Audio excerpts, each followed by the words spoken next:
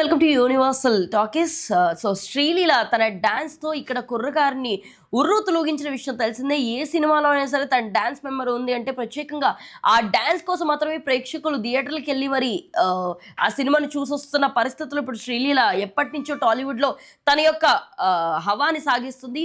ఇప్పటి వరకు కూడా తను యాక్ట్ చేసిన ఏ సినిమా కూడా హిట్ వరకు వెళ్ళినప్పటికీ కూడా ఒక మంచి మార్క్ని అయితే క్రియేట్ చేసుకుంది. అన్ని అగ్ర హీరోలతో కూడా వచ్చిన కొన్ని సంవత్సరాల్లోనే స్క్రీన్ మీద కనిపించి మెప్పించింది. ఇదే నేపథ్యంలో బాలీవుడ్లో కూడా తన సత్తాను చాటుకొని అక్కడైనా ఒక మంచి హిట్ని అందుకోవాలని చెప్పేసి శ్రీలీల ప్రయత్నిస్తుంది. ఈ నేపథ్యంలోనే ఇబ్రాహీం అలీ ఖాన్తో కలిపి దిలేర్ అనే ఒక కొత్త సినిమాతో శ్రీలీల ప్రేక్షకుల ముందుకు రాబోతున్నట్టుగా, సో దానికి సంబంధించి ఆల్రెడీ మూవీ షూటింగ్ అంతా కంప్లీట్ అయిందని చెప్పేసి ఈ చిత్ర బృందం అయితే తెలియజేయడం జరిగింది. దీని గురించి ఇప్పటివరకు అఫీషియల్గా ఎక్కడ కూడా రానప్పటికీ కానీ కొంతమేర చిత్ర బృందంకి సంబంధించి బాలీవుడ్లో మాత్రం అయితే ప్రస్తావన నడుస్తుంది. ఈ నేపథ్యంలోనే దీనికి కునాల్ దేశ్ముఖ్ దర్శకత్వం అందిస్తున్న నేపథ్యంలో మడక్ ఫిలిమ్స్ పతాకంపై ఈ సినిమా అయితే రాబోతుంది. ఈ సినిమా వచ్చే అక్టోబర్ ఆ టైం కల్లా దివాళీ టైంకి దీన్ని రిలీజ్ చేయాలని, పటాసుల పేల్పుల్లోనే ఈ సినిమా బ్లాక్ బస్టర్ హిట్ అందుకోవాలని చెప్పేసి దిలేర్ మూవీ టీం అయితే ఫిక్స్ అయిందంట. మరి ఎట్టకేలకు దీనికి సంబంధించి ఒక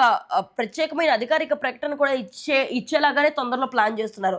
మరి షూటింగ్ అంతా కంప్లీట్ అయినట్టుగా ఇప్పుడు ప్రస్తుతం పోస్ట్ ప్రొడక్షన్ పనిలో బిజీగా ఈ సినిమా ఉందన్న విషయం అయితే తెలుస్తుంది. మరి టాలీవుడ్లో తన అదృష్టాన్ని పరీక్షించుకొని విఫలమైన శ్రీలీల బాలీవుడ్లో ఎలాంటి రేస్తో ముందుండబోతుందన్న విషయం అయితే మాత్రం ఇంకా ఒక సస్పెన్స్ గానే ఉంది. మరి రానున్న రోజుల్లో బాలీవుడ్లో ఎన్నో సినిమాలతో మనం ముందుకు రాబోతుందన్న విషయం అయితే తెలుస్తుంది.